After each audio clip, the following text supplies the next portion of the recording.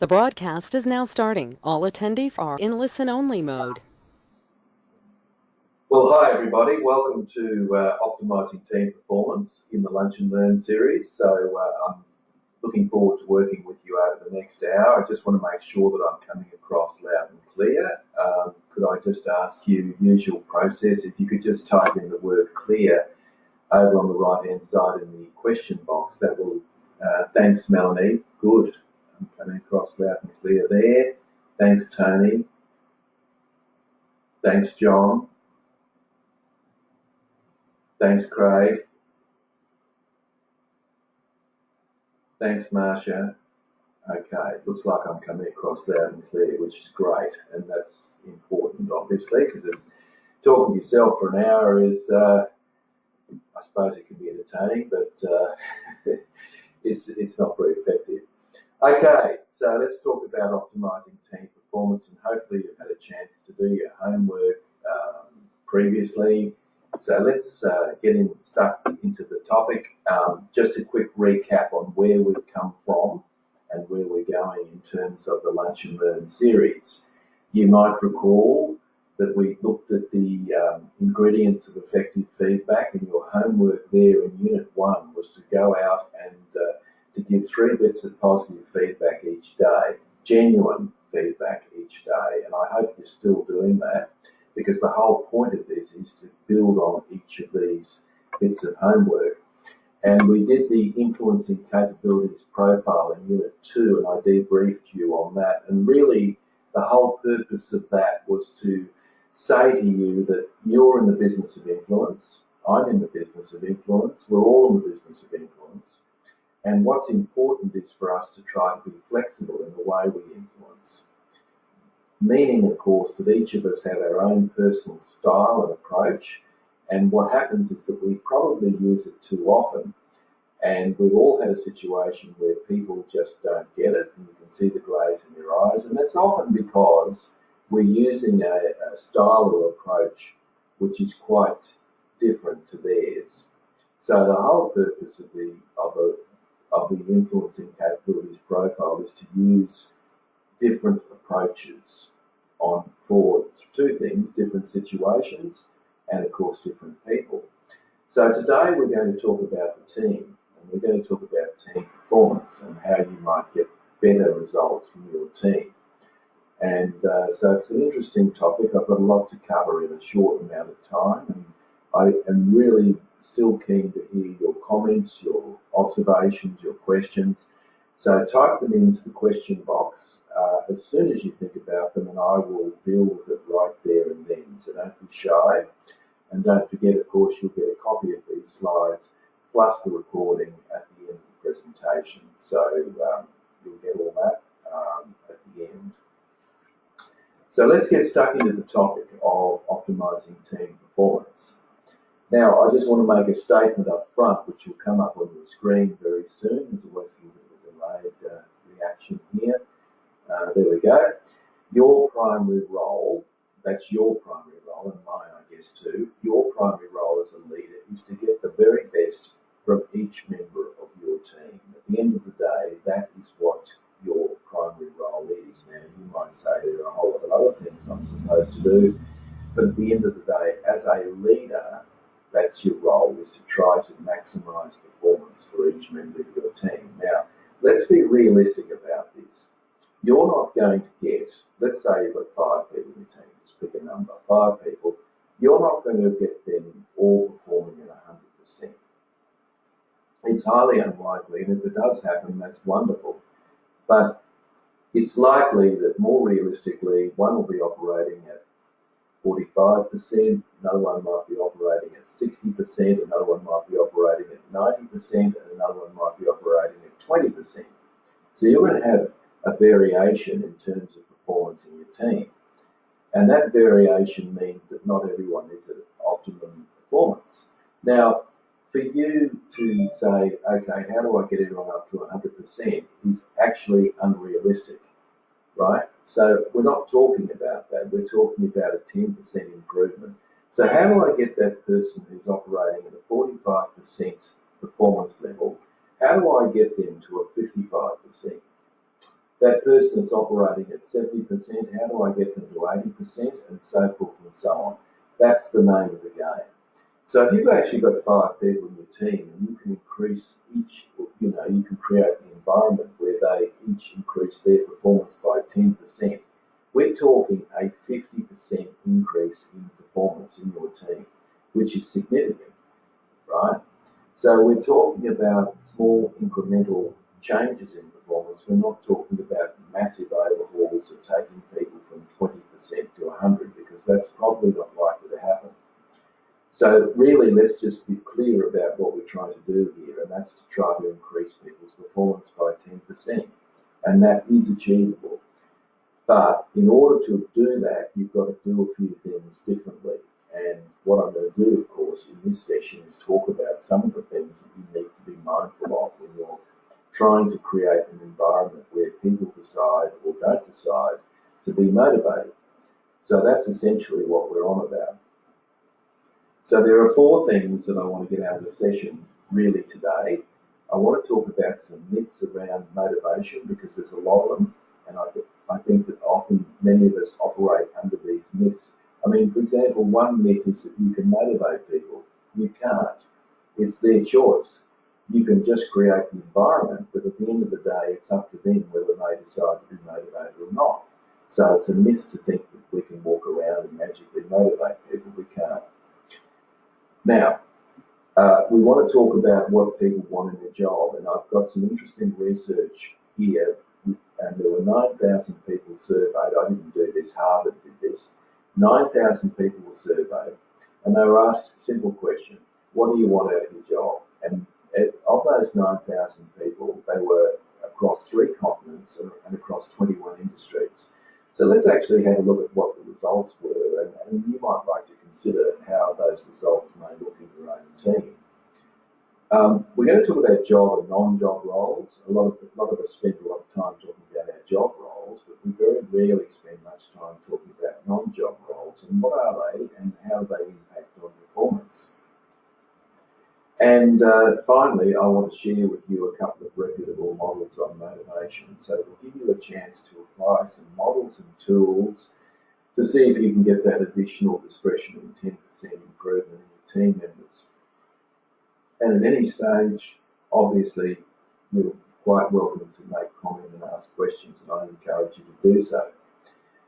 All right, so let's first of all unpack what this term motivation means, because let's understand what motivation means. Now, you can see on your screen now there's a definition, and there are 3 dimensions of motivation. So let's just say, what is motivation? Well, motivation is the forces within an individual that account for the level, direction, and persistence of effort expended on the job or at the job.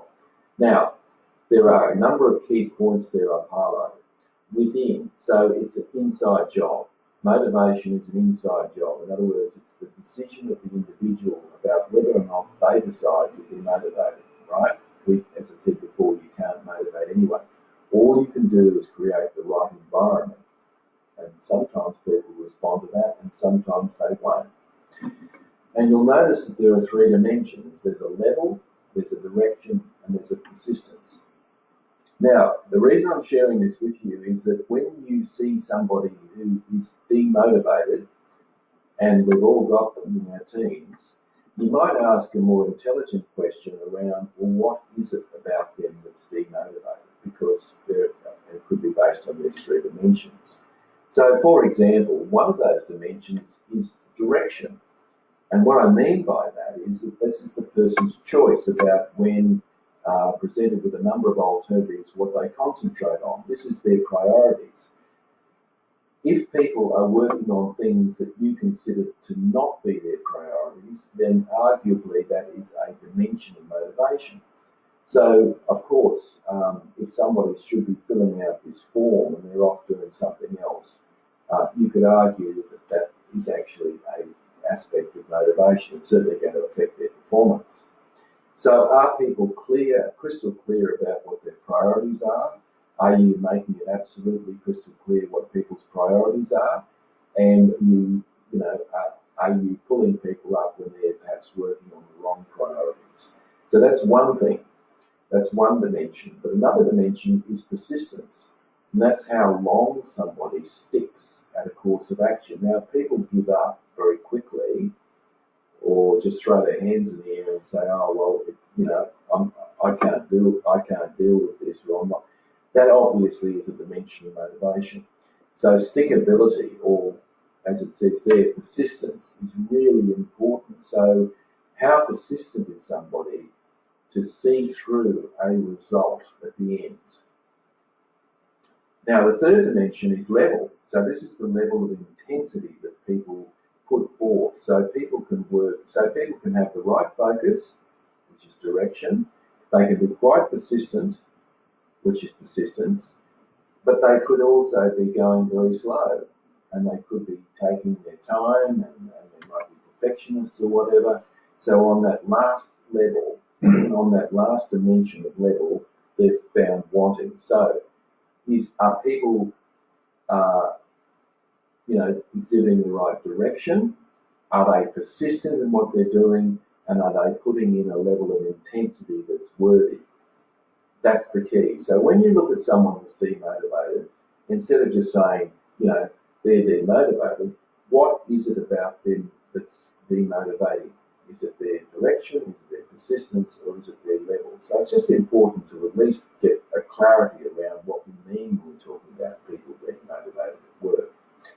So let's now look at a couple of these myths that I mentioned earlier on and when I was introducing the topic. So let's look at motivation, and let's look at some of the myths around motivation that I think you might, maybe some of these you already know, but it's really worthwhile just unpacking some of the myths that we know around motivation. So one of the big myths about motivation, and I have spoken about this already, is that you can't motivate people.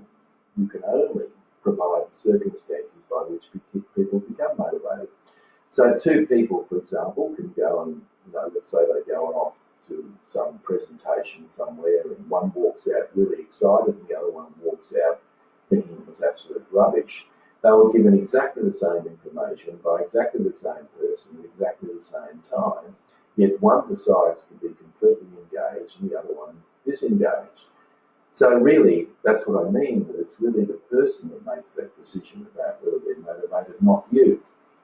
So all you can do is create the right circumstances. Now, I found this very liberating as a manager, because once I realised that I wasn't the person that was responsible for everyone's motivation, one, it took a hell of a lot of weight off my shoulders, and secondly, I became far more realistic about what I could do and couldn't do.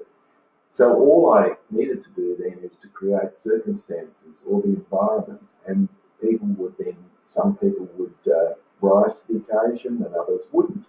And that's human nature. And that's the important thing here, that we attempt to create the circumstances. But don't think for a minute that you can motivate people. It is a futile exercise. It's an inside job, as I mentioned, and it's up to the individual. Another myth around motivation, and I hear this, and I'm sure some of you might be able to give me examples, that the truth is that everybody on the planet, to some extent, is motivated. Getting out of bed this morning is a motivation. Now, it's not a terribly high one, but it's still a motivation. All right, so everyone's got some degree of motivation. The truth is that not everybody's inspired. Now, if you doubt that, think about the most demotivated person in your team. I'm sure you've got one. I've got one. We've all got one.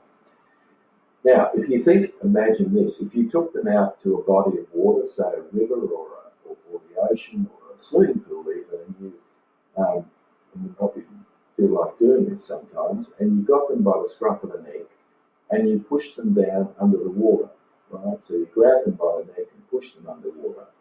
I will guarantee to you that they will struggle like anything to come to the surface. You will see them to be quite motivated in those circumstances. So we're all motivated to a certain degree. It's not that everyone's inspired.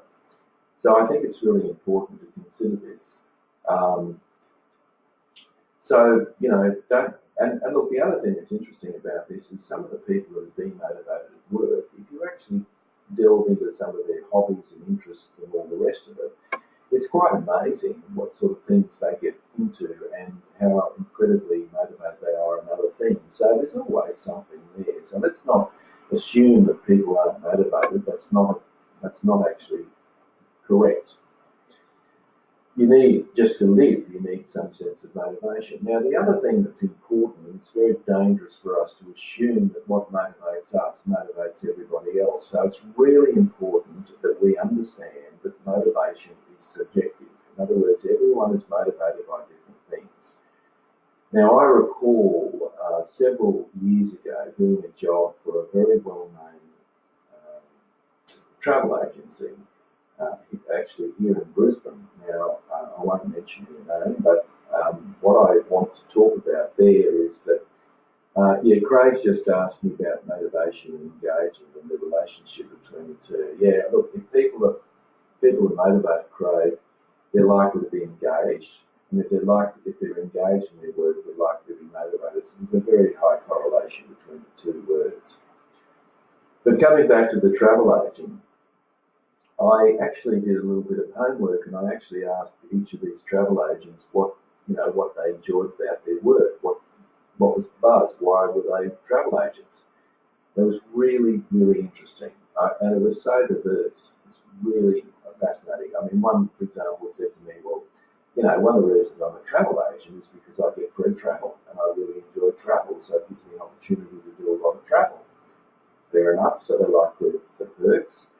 Another person said to me that they enjoyed the fact that when people come have their holiday and they come in, so you might get an elderly couple who've been on one trip in the last, 20 years, and they come into the travel agency and they just thank the person profusely for organising everything, that they had a wonderful time.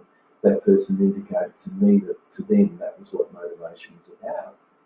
Another person said to me that what motivated them was the fact that that there was an opportunity to be able to organise and to put together a schedule and all the rest of it. And they really enjoyed the process of organising people's holidays for them.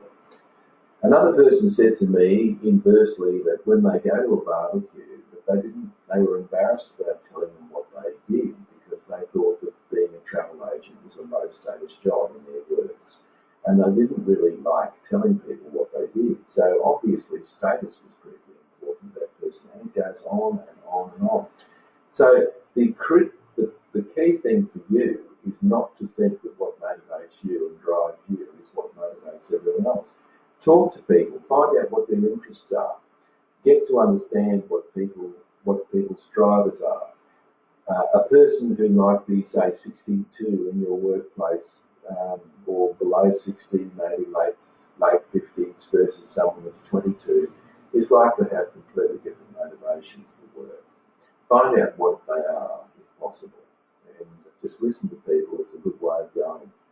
Another sort of misnomer, if you like, about motivation is that we use the carrot and the stick, don't we, to motivate people, but at the end of the day, intrinsic motivation is much more powerful. Intrinsic means internal,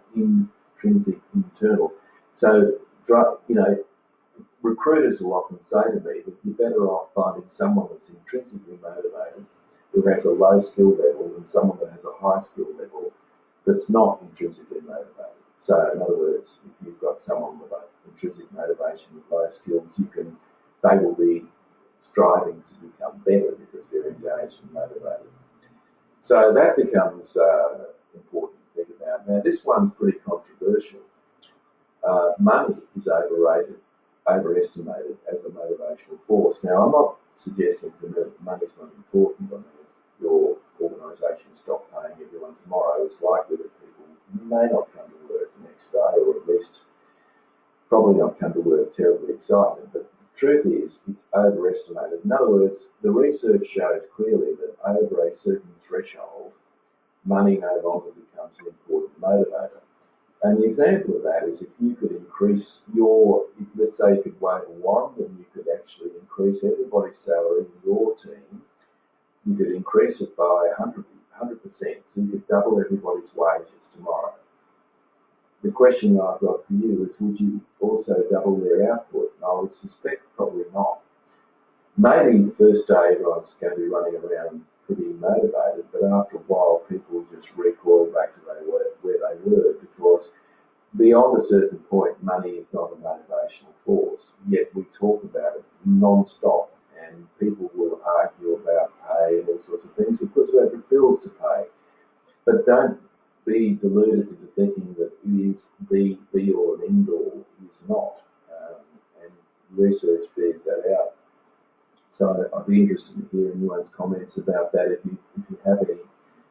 Another issue is people are motivated by the pain and pleasure principle. Now, what that means is that people essentially will avoid pain and seek pleasure in every single thing they say, think, and do. So therefore, one of the drivers, or the two drivers, that can explain all of our behaviour is what is painful and what is pleasurable. And we will tend to do things that are we'll tend to do things that are pleasurable and avoid things that are painful. Now, I have never been one who has thought that robbing a bank is never been something I've been terribly interested in. But I would imagine that a hardened criminal that's probably done that several times probably either would conceptualise that as pleasure and probably conceptualise that as pain, in the sense that, if they're being asked to be involved in something like that, that they might feel that, they'll be shunned by their peers if they don't get involved. Now, completely different to me, and you probably, but the truth of the matter is, they're still operating on the pain-pleasure principle. Two people at traffic lights in two separate cars, waiting for the red light to turn green. They're going to the same meeting. One's sitting in the car late. They're both late. One's sitting in the car stressed out of their brain, swearing and cursing because they're late. The other one's sitting there chilling out, saying there's nothing I can do about it until the red light turns green. I'll just listen to some music and just chill out, and when I come to work. Same thing's happening to them, but one conceptualises it as painful and the other one doesn't see it that way. So whilst pain and pleasure is a very simple sort of construct to explain why people do things, the complexity is that we all conceptualise pain and pleasure in different ways. So I just want to share all that with you because I think there's a lot of nonsense that's written about motivation or whatever, and I think we just need to understand what we're talking about before we go any further.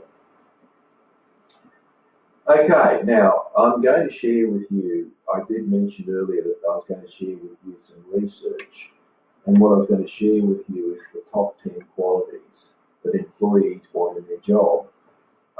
Now, this is a fairly big sample, as I mentioned before, and I'm going to get you to guess what's number one on the list. So here's 9,000 people. These 9,000 people transcend 21 industries: public sector, private sector, not-for-profit.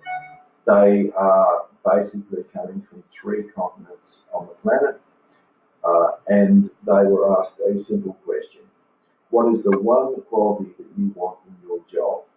That was it. And of course, people would write it down on a piece of paper, and what they do is they'd submit it, and then what I'm going to show you shortly is the frequency of responses. So what's number one on the list is clearly considered to be the most frequent response. What do you think number one is? I'd like you to just type in on the question box, what do you reckon number one was on the list? And let's see how accurate you are. So anyone want to have a go at that? What do you think was number one? Safety. Okay, job stability, says Craig. Safety, says Mark. Anyone else? Growth, sense of fulfillment, accomplishment. Okay, security.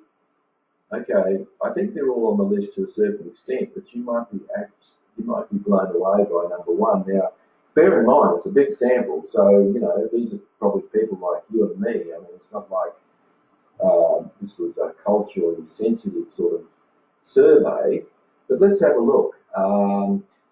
Nick says a positive and happy working environment. Okay, good. All those things are important. Okay, here we go. Drum roll, number one. Number one on the list. Are you surprised? That's disappeared. Here it comes again. To work for an efficient manager was number one on the list, which I find it's not that surprising actually when you think about it, because all the things that you've mentioned there, if you actually think about it, the manager's responsible for all of those things. And if you actually look at exit surveys, and I've done a lot of these, I mean, exit surveys are when people leave, you basically sit down with them, they've already made the decision to go, they've already got a job to go to, so all that's been sorted, and you sit down and say, now tell me the real reason you're leaving, because usually you know, it's a, it's not the real reason that they've said initially, but then they tell you the truth. And I can guarantee to you that the number one reason that people leave their work, this is what I've picked up across a number of industries, the number one reason is that they don't get on with their boss. That's it. So the old cliche that people leave their boss, they don't leave the organisation is absolutely true. So the implications for you and me are very, very simple, and that is that we need to become very efficient in terms of how we do our work. If we do that, we will probably fulfil the number one expectation that people have of us. Now, all the things you mentioned around safety and enjoyment of work and all of those sort of things, fulfillment and growth, you've all mentioned those things. If you actually think about it, the leader of the team or the leader of the organisation is actually responsible for all those things. So therefore, you have a direct responsibility to be able to do those things. So in that sense, it makes perfect sense, doesn't it? But that was number one on the list of over 9,000 people commenting across a number of different cultures and organisations. Let's have a look at number two. Now we start getting into more specific things. What was number two on the list? Number two on the list was people want to be able to think for themselves. Now, I know some of you are thinking, well, I wish some of my people would think for themselves. I wish I didn't have to do all the thinking for them. But, nevertheless, that's what came up as number two. People want to feel a sense of autonomy in what they're doing. They want to be able to make their own decisions and have more freedom. In fact, the more education people have, the more they want to think for themselves because they've been trained to think for themselves. So I guess what that means is if you're a micromanager, it's probably not a good thing because obviously if you're a micromanager, you're not allowing people to think for themselves. But you might say to me, well, the reason I'm a micromanager is people aren't thinking for themselves. But perhaps it might be the case that they're not thinking for themselves because you're a micromanager rather than the other way around. So we need to be able to give people a chance to work it out for themselves. That's number two on the list, so it's obviously very popular. Let's look at number three on the list. Number three on the list was that people want to feel an end result. They want to see the end result of their work. It's interesting that in those occupations where people can actually see a tangible outcome of their work, the motivation level is often very high. So I went into a local government environment. I went into a local government, a council, and I actually went out to the outdoor workers and I asked them, on a scale of 1 to 10, how would they rate their current level of motivation in their job? So, I got all those results anonymously, aggregated them all, and I ended up with I ended up with a result of a 6.7, I think, or something like that. So, that was the result of the outdoor workers. I then went into the indoor workers. These are the people working in the office who are euphemistically called pin pushers by the outdoor workers. I asked them the same question. I said, guys, girls, what do you rate your job satisfaction currently at? And what I found fascinating is that they rated it at 6.2. In other words, the outdoor workers collectively were more motivated than the indoor workers, which surprised me because, with all these cliches about outdoor workers and all the rest of it. I thought that's fascinating. And then I went out and I said to some of the outdoor workers, what is it you like about your job? And what a lot of them said was that we can see the results of our effort. So we can see the pothole we've filled in, or we can see the fence we've built, or we can see the bridge we've mended, or we can see the fence we've put up. So they actually can see tangible evidence of what they've done. So there is a very strong correlation between being able to see the results of your work, your labour, and motivation levels, which is interesting because a lot of you who are in this broadcast, probably it's not obvious what the direct results are of the efforts that people put in. So the implications of that as a leader is that you've got to be able to demonstrate clearly to people what the discretionary effort will mean as an end result. So, you've got to think carefully about that, but it's true that the most fulfilling professions and occupations are often those where people can tangibly see evidence of getting results. So that was number 3 on the list. Number 4 on the list was that people want to be assigned interesting work. Now, let's face it, a lot of the work we do, including the work I do, is drudgery. Okay? A lot of it is drudgery. That's the reality of it. Filling out mindless forms, going to meetings that you don't want to go to, answering emails that just seem like a waste of time. We all do stuff like that. But people generally want to be assigned interesting work wherever possible. Now, if we can do that, if we have the capacity to do that as a leader, we are going to, according to this survey at least, fulfill a lot of people's interests in work. So think carefully about how you might do that, and I'm not suggesting it's easy to do, but you need to be mindful of it. People actually want to get some fulfillment and stimulation out of the work they do. Generally speaking, some people, of course, just see the whole lot as drudgery, but I think most people at the end of the day get some satisfaction out of it, and the key thing for you and me is to work out what we might be able to do to make that work a little bit more stimulating and interesting. And I know some of you have got your hands tied in relation to that, but there it is for what it's worth. Okay, let's move on. Sorry, I thought I had a question there. People want to be told what's going on. They want to be informed. People want to be informed. In actual fact, there's 2 things they want to be informed about when you drill down the data on this survey. They want to be informed about where the organisation is heading in the future. They just want to know what's going on in relation to the organisation. Is it going to fold if it's a public sector organisation? If it's a not-for-profit, where are the funding opportunities going to come from? And if it's a public sector, they want to know what the changes of direction and personnel might be. But apart from that, they also want to know how they're going in their work as well, which is the whole reason that we spent Module 1 on feedback. People want to know how they're going. Now, they don't always sound like they appreciate knowing how they're going, but they need to know. That human beings need to know where the line in the sand is and where am I in relation to that line in the sand. So that's really, really important. So they want to be told what's going on. So next time you're thinking, should I tell them or should I not? Then probably that means you should. So when in doubt, let people know basically what's going on. Of course, there's things that you can't tell people, and we all know that, but I think there are a lot of things, there are a lot of people who have this view that you'll get told on a need-to-know basis, or no news is good news. We've all heard those cliches. And what that basically means is that we're keeping people in the dark, and that's actually not going to help greatly. I think we can tell people a lot of things that we choose not to, and whether that's one-on-one or in a team meeting or via email, we can do all of that. Number 6 on the list. Number 6 on the list is that people felt that people wanted to be listened to. Now, I know what you're thinking. I do a lot of listening, too much listening. Well, listening means downing tools and giving the person 100% attention. 100% attention. Now, not easy, because all of us think we're really good at multitasking, and why can't I just keep tapping out this email, keep talking, I'm listening to you, tell me what... No. What it means is that what you're really saying to the other person is this email is at least as important as what you've got to tell me, or perhaps even worse still, more important.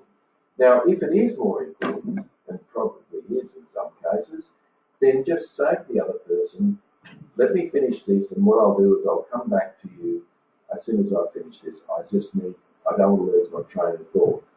Or if you think that the person or what they've got to say is more important than the email, then close the laptop, turn off the iPad, do what you need to do, and give the person 100% attention. And if you do that, you're fulfilling one of the key needs that employees have in their work. So I think we often think we're doing a lot of that, but I don't think we do enough of it. I don't think most of us do it very well. Number 7, people want to feel a sense of respect, and you might be saying, well, yeah, I know some people in my team won't ever respect them in a million years. Look, fundamental respect, you don't have to like them, you don't have to socialise with them, you just need to, at the end of the day, show them dignity. So essentially what this is about is just show a sense of dignity to them as a human being is a long way ahead, and I find it staggering to me that lots of managers don't do that. So just give people a sense of dignity, hear them out, don't take advantage of their goodwill and all sorts of things. And if you do that, you'll be achieving one of the 10 things that people want in a job. Number 8 on the list is that people actually do want recognition, and what that means is that you should be finding opportunities to give people recognition. The simplest way of doing this, of course, is just to say thank you. Thanks for getting that report done. Thanks for putting up with that person on the end of that phone. Thanks for speaking up in the meeting this morning. Thanks for doing that job, which I know is a fairly mundane job. Whatever it is, just say thank you. No one's ever going to say to you, look, will you stop thanking me?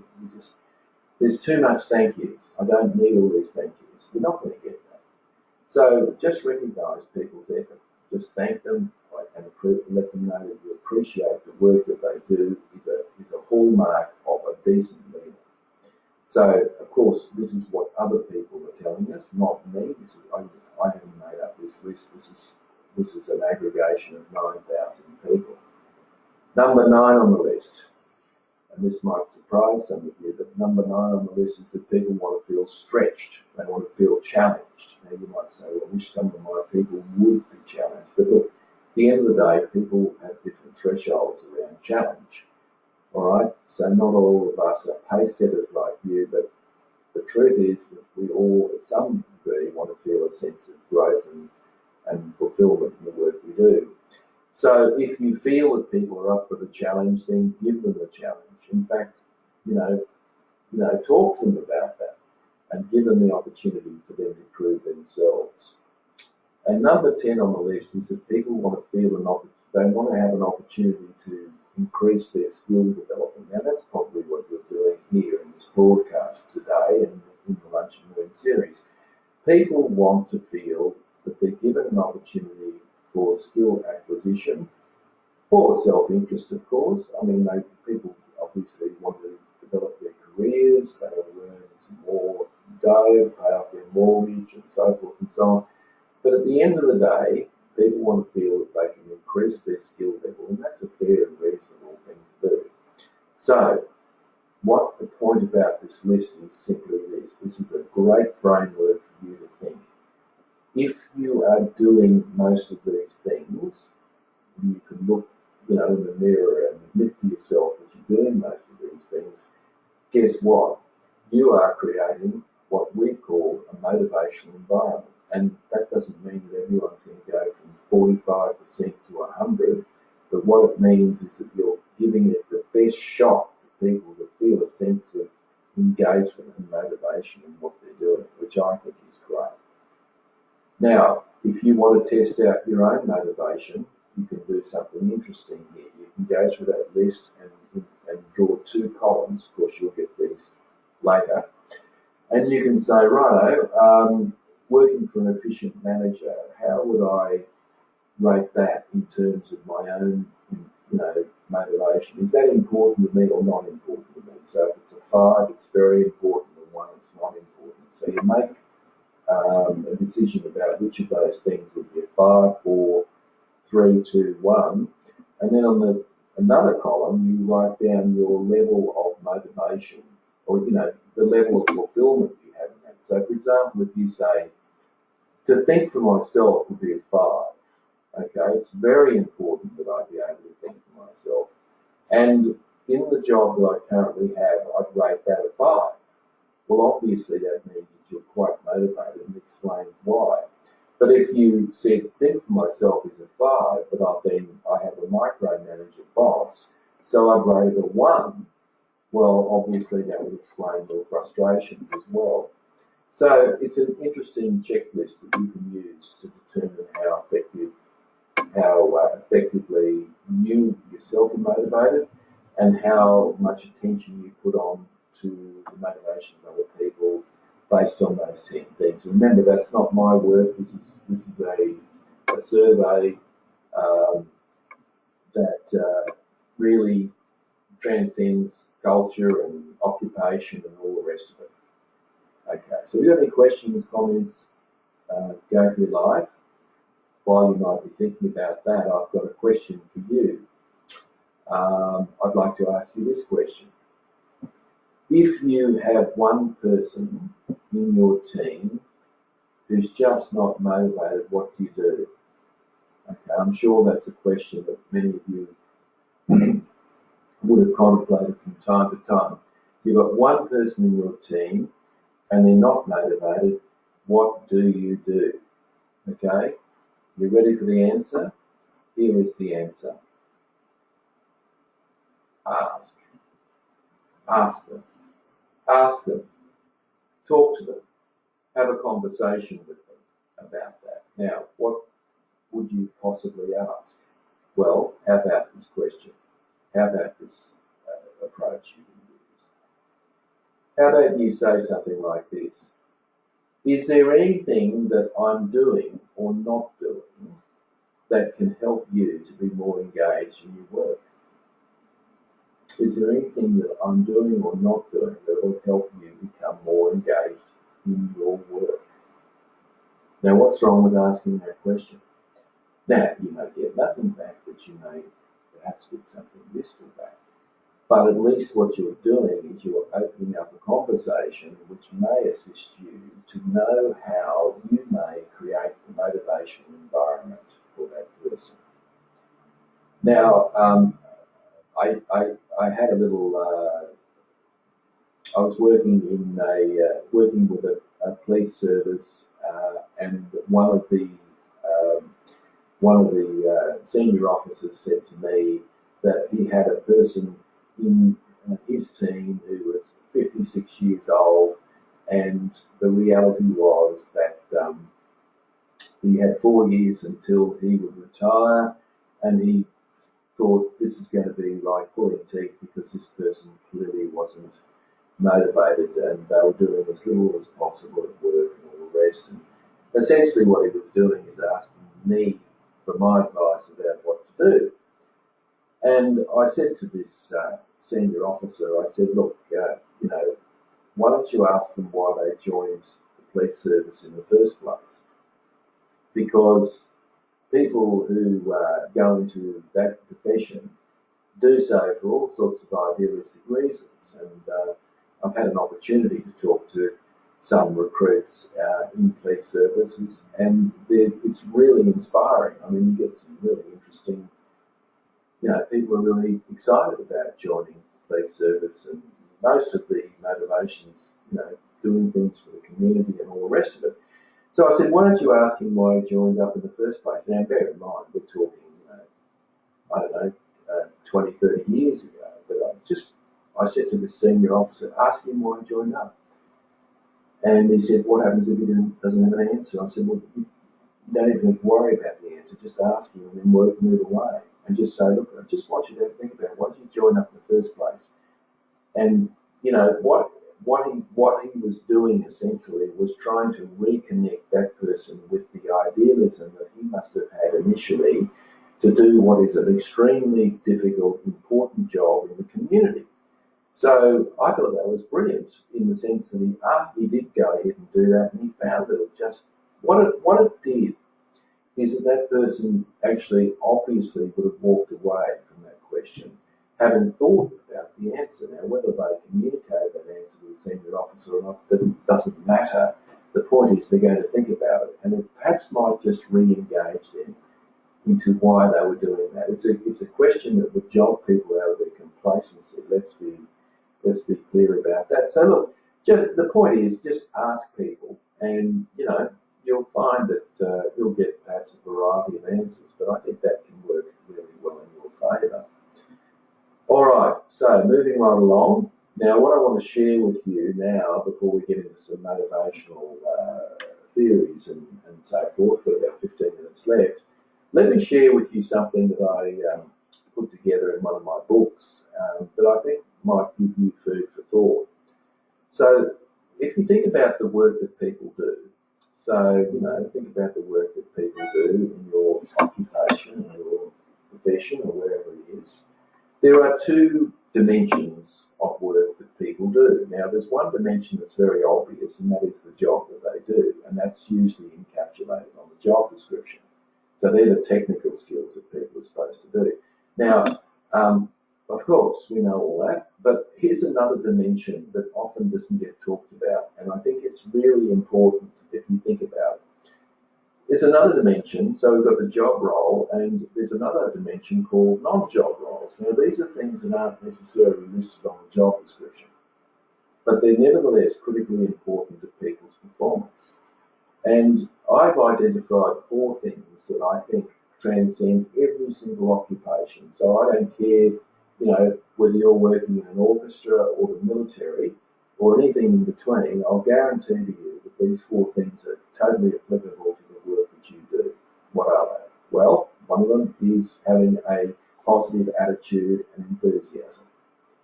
Now, you might say to me, well, I know people that don't have a positive attitude and enthusiasm. Absolutely.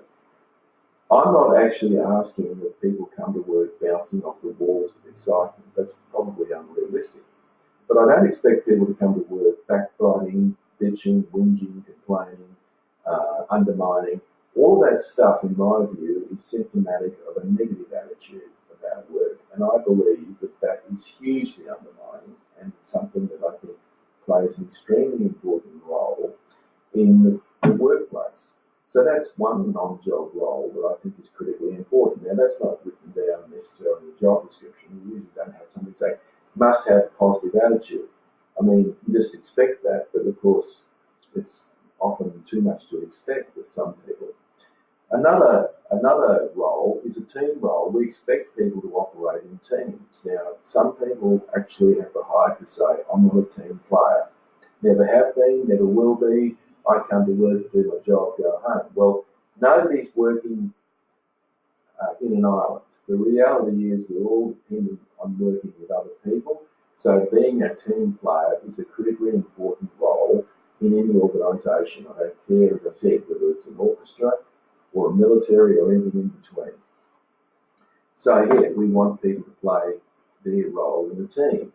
Another role is that we want people to continually grow and develop. We want people who will take up opportunities to learn, who will continually develop their skill set, not just for their own career, but also for the job at hand that they do. So that's critically important. And the final one we expect people is we expect people to be innovative and continuously improving. We want people to come to work with their brains. We don't want them to leave their brains in a paper bag at the doorway. We want them to come to work. We want them to share their ideas, how they might do things differently, faster, better, easier. We want all that. So if you actually think about it, you could have the most highly technically trained team in the world, in other words, the job role has been fulfilled, and yet you could have a team full of negative people who are individuals, who aren't team players, who have stopped growing, who are also not bringing their ideas to work. I'll guarantee that's a low-performing team, not a high-performing team. So in other words, this dimension of non-job roles is critically important, and it's hugely underestimated. And I would suggest to you that you should, at times, have conversations around non-job roles, right? Now, you might say, yes, but it's not really all that objective, and, how can I do that? Well, if the last 4 things that someone said in the team meeting was negative, then why can't you then sit down with them and say, look, I just noticed that the last 4 things that were said by you in the team meeting were all knocking Joe or Fred or Mary. And I, I just wondered what the implications of that were for the team. They say, oh, I was just telling them that, I know it doesn't work. So, well, that's fine, but how might Fred or Mary have felt about that? So you can talk to people, use critical incidents, use examples, use critical incidents to demonstrate these things. But if you don't deal with these non-job roles, I can assure you this becomes problematic for everybody. So you have to deal with it. If someone says to you, oh no, I don't want to go to that training course, I'm too old for that. I mean, there's no evidence that age stops people learning too, by the way. That's just a myth that we've perpetuated. But if they say, oh, I'm too, well, I wouldn't be taking that on the chin. I mean, at the end of the day, if people living in the world we live in 2018 aren't willing to grow and develop, then they're no use to anybody, really, including themselves. So really, you just don't take that. You just suggest to them it's really important they do that, if that makes sense. So guys, you're quiet today. Well, we did get a fair bit of, participation with that. Has anyone got any questions or comments they want to share that might be helpful? Go for your life. So, okay, so while you might be thinking about that, let's go on to some motivational theories and then we'll finish up. Now, Maslow, that's Abraham Maslow, was around the 1930s in the last century, and he was out to lunch and he got a lunch napkin and he wrote down this pyramid on the lunch napkin and he wrote down this, what we call the hierarchy of needs. It later became extremely famous. He got quite embarrassed about that. He just thought, wow, that's a big joke. I was just out at lunch talking to someone, probably having a few wines, and I sat down and I wrote out this list of things that were a hierarchy of needs. But it's become extremely relevant and extremely popular, and it's got a lot of currency. So if you actually look at this apex, if you look at the bottom, you've got psychological needs. That's air, food, and water. Well, look, let's face it. In a fairly advanced society such as Australia, and everyone in this broadcast comes from Australia, you don't need to worry. Those things are provided. There's generally safety needs that are being met, so you don't have to worry too much about that. Those things are looked after and catered for in workplaces. So those first two things are fulfilled before people come to work. So that's the next lot that becomes critically important, I think, in this context. Melanie's just asking, I have one team member that is not performing and I'm unsure how to deal with it. She's an older worker who is waiting for retirement and hates change. It's causing issues with the rest of the team who have to take up the slack. Well, I don't know what you've tried, Melanie, but I think that probably what I'd be doing is sitting down again, if you haven't already, with that person, and what I'd be looking at is some critical incidents that you can share with her or him, or she, sorry, you can share with her that might actually explain your frustrations or where people haven't met your expectations. All right? I know those incidents and those examples are out there. It's just a matter of you identifying them and explaining them to the person. And just talk to them about it. Just have a conversation with them. Just say, look, I need you to be here, and this is what you produced. There's a gap between what you produced and what I expected.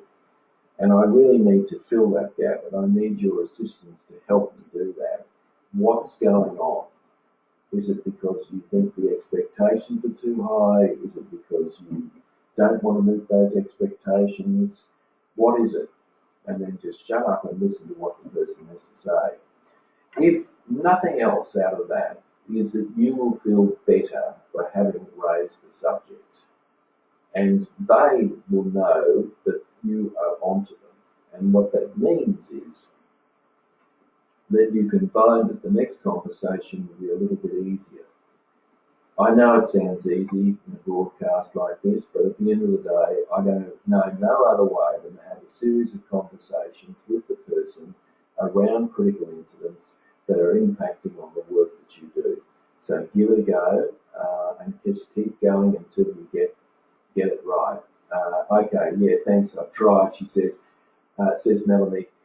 She takes everything personally, so that I have tried to address it as a team level. No, don't do it as a team level. That's not going to work. And talked about my expectation of the team. My next conversation will need to take things further around her lack of performance. Good. That's what you need to do. And if she's taking it personally, I want you to do this. I want you to say, stop. I don't need you to take this personally. It is very important that you listen to this feedback. All right? So if someone starts crying in a meeting or whatever, you just say, look, I need you to stop crying because it's really important, the point I'm trying to make here. All right? You see, so you don't get hoodwinked to do that. You just, and look, some of it should be personal, really. It is personal. The fact is, there is a consequence of that. So look, Melanie, just keep going, and if you have to throw the book at her in terms of performance, then you do it because it has to be done. She needs to know. Don't forget, you've got an obligation to the rest of your team, do you not, to do the right thing by them. And they know that it's your job to do that. So just keep chipping away at it. And remember, we're only looking at a 10% improvement. We're not trying to get the person from 20% to 101 one hit. Thanks, Melanie. Will do, she says. So that's great. Look, we're running a little bit out of time. But look, Maslow, look, at the end of the day, what's Maslow saying? Maslow's basically saying this. People want to feel a sense of belonging, so they want to feel that they're part of the show. They want to feel that they're important, they're being listened to. Remember, that was one of the key things before. And they often want to feel as if they're stretched. That's another one around. They need to feel challenged.